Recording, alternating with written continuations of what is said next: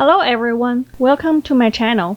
In my opinion, chili oil is a really magic ingredient in Chinese cuisine. Just a small spoonful of chili oil can wake up your appetite.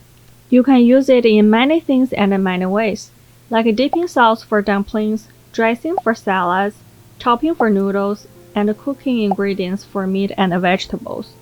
It's actually quite feasible to make your own chili oil at home. It can last 6 months in your fridge, and it can be a good gift to your friends. If you like to make some yourself, please keep watching.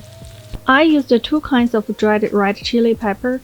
The first one I got from Ranch 99. It is moderate spicy and has a good fragrance. We're gonna blend them into flakes later. The second one I used Korean chili powder, and it is less spicy. I chose it because its red color will brighten the chili oil, and the finer powder will bring a different texture to the final product. Some people make their chili oil by just pouring hot oil on the chili flakes without any extra spices. I like to infuse the oil with aromatics, and the spices you add into the oil will make your chili oil fragrance spicy instead of just a pure chili flavor. I listed on the screen, some of these spices are required if you look for the aromatics, and some of them are optional if you want to skip. Oil. Use light taste and high smoking point cooking oil, like canola oil, avocado oil, and light olive oil for your choice. Finally, the sesame seeds and dark vinegar are optional add-ins. They will not only add extra fragrance, but also a good add-in to cool down the oil to avoid the chili flakes getting burned. The dried chili can be dusty. Rinse them in cold water briefly and use a towel to dry them out. Toast the chili in a large pan for 15 to 20 minutes under low heat until they're dry and toasty. Blend them in a food processor or a blender. No need to be too fine. Wear a mask, do it outside, and hide your kids in the other room. Do everything you can to avoid inhaling the chili dust. If you don't want to blend it yourself, just buy the packaged flakes. Sichuan chili flakes for the best result. Don't be tempted to use the crushed chili flakes which are used on the pizza. The flavor will not be right.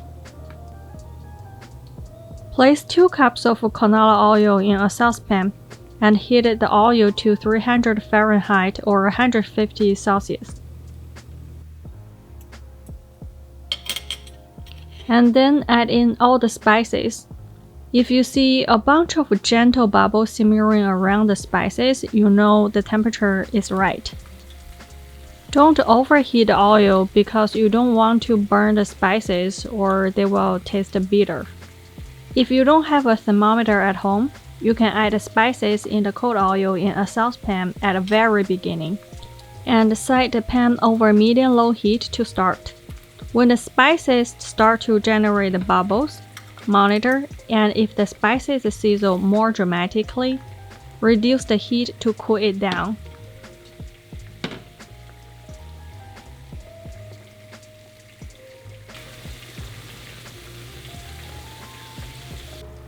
When the spices are gradually turning into golden brown, it is the time to take them out. You can use a strainer now, or you can put the smaller spices into a large tea infuser at the beginning for easy removal. After that, increase the heat to 370 Fahrenheit or 188 Celsius. Add the sesame seeds in the chili flakes and pour in half of the hot oil. You can see there's a beautiful sizzling effect here, not too vigorous, not too mild.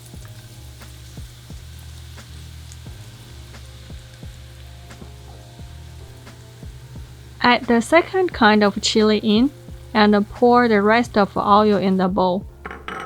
A little caveat here. If the chili flakes are smaller or less moist, you might only need to heat the oil to a temperature as low as 230 Fahrenheit to 270 Fahrenheit, or 110 Celsius to 135 Celsius. So use a small size batch to test if you are not quite sure. Note that you can estimate the moisture level by observing the color of the chili flakes. Darker shades indicate less moisture. Pour some dark vinegar in to reduce the heat and add more fragrance for your own preference. The heat will evaporate the vinegar really fast, so no need to worry about the sourness. Let it cool down and then transfer it to a glass jar. Store it in the fridge for the future use. Hope you enjoyed today's video, and I will show you a couple of dishes I eat and cook with the chili oil next week. See you then!